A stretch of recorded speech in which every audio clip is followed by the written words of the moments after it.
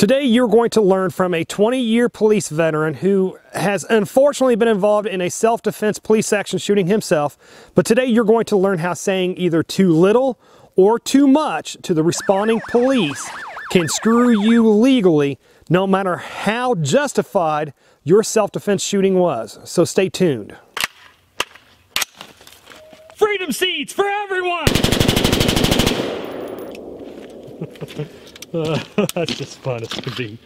Folks, anytime that we are talking about self-defense, this is very important to remember. The first thing, that violence and also the use of deadly force, it should always be a last resort and never just a convenient option. And you also should only shoot somebody to save a life, never just to take a life. That means that if you shot a bad guy, it was because you had to save your life or to save somebody else's life. And also remember, it is your responsibility to know your state's laws on self-defense. And now back to the video. Now, I've actually mentioned this topic of what to say to the police when they respond to the scene after you've immediately after you've shot a bad guy in self-defense. But I think this video actually, that topic actually deserves a video itself and not just the quick mention that it's had in the other previous videos. But let's kind of set this video up here so I can kind of give you better reasoning behind that simple statement that you give to the police. So let me use my normal scenario, self-defense scenario, to set this video up with. And that scenario is that you went grocery shopping, you're now in the parking lot putting your groceries away into your car, and a bad guy approaches you. He pulls a knife out, he demands your money. Now you are in fear for your life, so now you pull your gun and you shoot that bad guy in self-defense. So now you have called 911, and hopefully you've also called the Firearms Legal Protection 24-hour hotline so they can tell you what to do to better legally protect yourself at that scene. And then again, when the cops arrive, they are going to probably handcuff you to make the scene safe so they can investigate it to make sure they're not letting a murderer go free. And they're going to have a lot of questions for you. Now, it is your job to make sure that they know that you legally and justifiably defended yourself against a deadly attacker. Now, if you say too little, then the cops may not know that you defended yourself, legally defended yourself. Therefore, you could end up, you have a high likelihood then of going to jail, of being arrested and being charged with murder.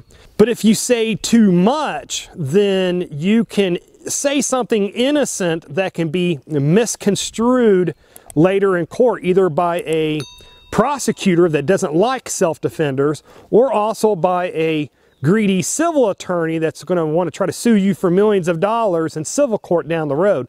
So you got to find that happy medium that tells the responding police, hey, I was in fear for my life, so I legally defended myself, but not saying too much that it can trip you up legally down the road. So I really like, what I really suggest, what I believe to be a very good statement, like especially in an armed robbery case, but a very good statement of, you know, he pulled a weapon on me. He demanded my money.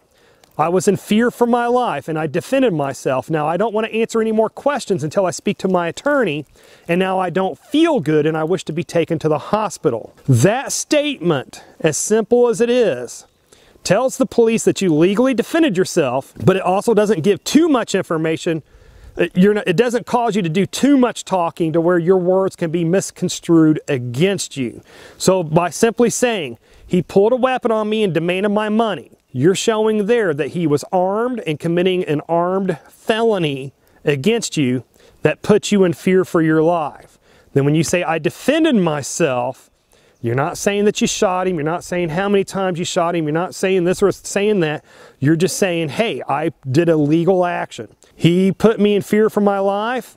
It was reasonable for me to use deadly force, and I used deadly force. Then when you say, I don't want to answer any more questions till I speak to my attorney, then if the cops continue to question you after that, then anything you say gets thrown out in court because you invoked your Fifth Amendment right. And then by saying, I don't feel good and I wish to be taken to the hospital, gets you away from that scene that's going to be keeping your adrenaline up, that's going to be keeping you hyped up, that's going to be not good for you, and get you away. So again, it gets you away from that scene, and it gets you into a more calm and more sterile environment. Now also too, after you've shot a bad guy in self-defense, again, your adrenaline's gonna be so high, so through the roof, that you might have injuries that you don't even know about. So getting to the hospital, being taken to the hospital and being checked by a doctor is a good thing, because you might have, again, you might have injuries that you don't know about. Now let's kind of go back to the simple statement part again, because when the cops arrive and because there's a body there at that scene, a dead body, they're gonna have to thoroughly investigate it. So therefore they're going to have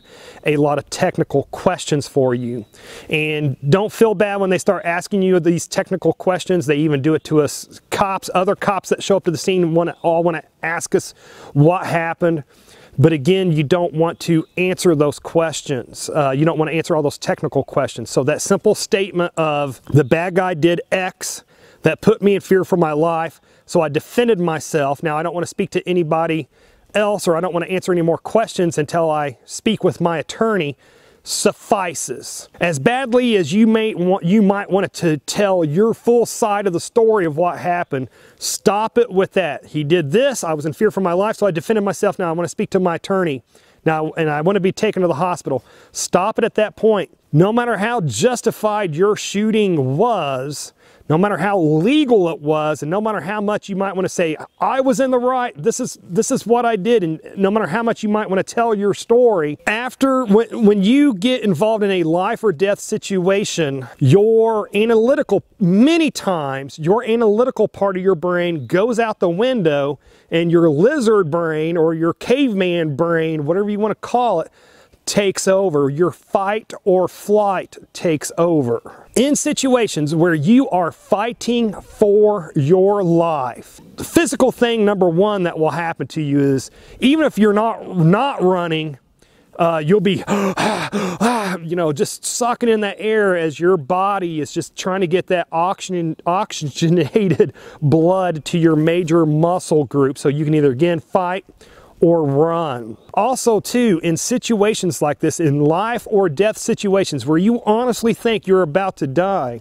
our brains can take in a ton of information in through our eyes, but it can only process so much at once. So, like in my situation, when I was forced to shoot in self-defense, I had a whole bunch of memories that came into my brain through my eyes. A lot of it, my brain just did not remember.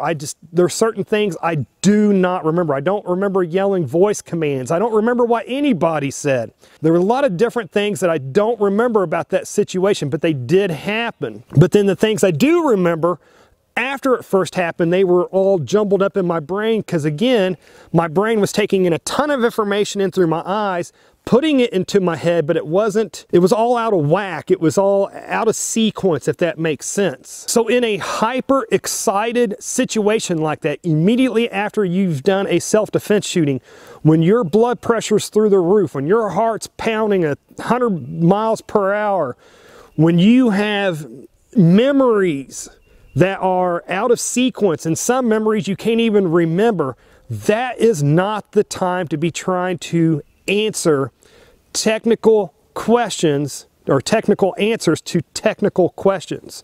So the cops will have questions for you like, how many times did you shoot your gun? What did he say right before you shot your gun? Which direction did you shoot your gun?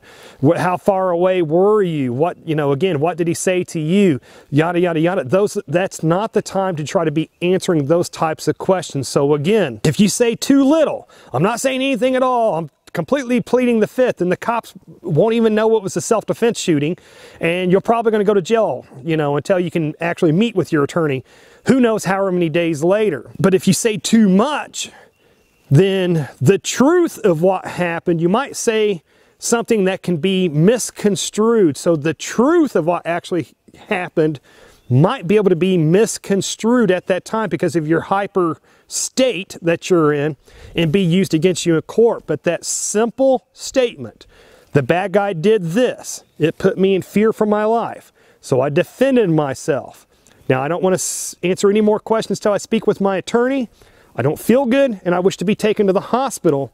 is that nice, what I believe to be that nice, happy medium that will protect you legally and get you back home to your family as soon as possible. And like I mentioned before, after you get involved in a life or death situation and you saved your own life and you had to use that level of violence against an attacker, getting home to your family will be one of the most important things to you at that time. And folks, one of the things I like to do is always remind people that there are two different court systems out there.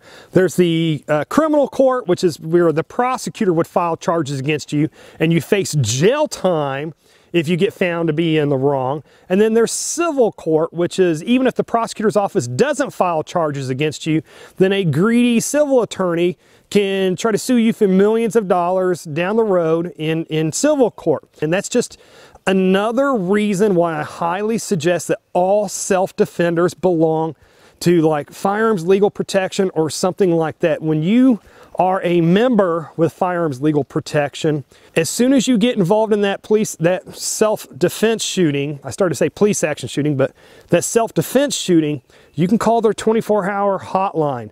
An attorney will answer the phone and he'll tell you exactly what to do to keep your butt out of jail right then and there.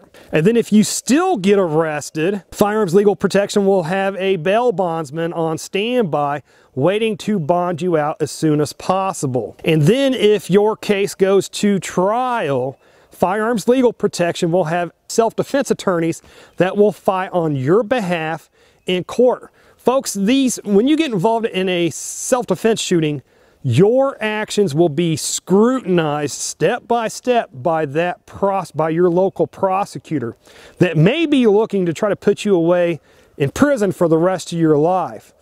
And you want an expert self-defense attorney that you would get from Firearms Legal Protection fighting on your behalf in court. And folks, also remember that Firearms Legal Protection covers you for all legal weapons that you could use for self-defense in your state, and I will put an affiliate link down below so you can check them out if you want to. And would you do me a favor and just comment down below with your thoughts on this subject. And then to discover exactly what the police will do to you immediately after a self-defense shooting, then click on the video that should be appearing on the screen just about now to learn what 90% of the general public does not know. Anyways, folks, that is enough internet for today. It is time for me to go train. Folks, if you made it this far, hey, thank you very much for watching, and I pray that you have a good night.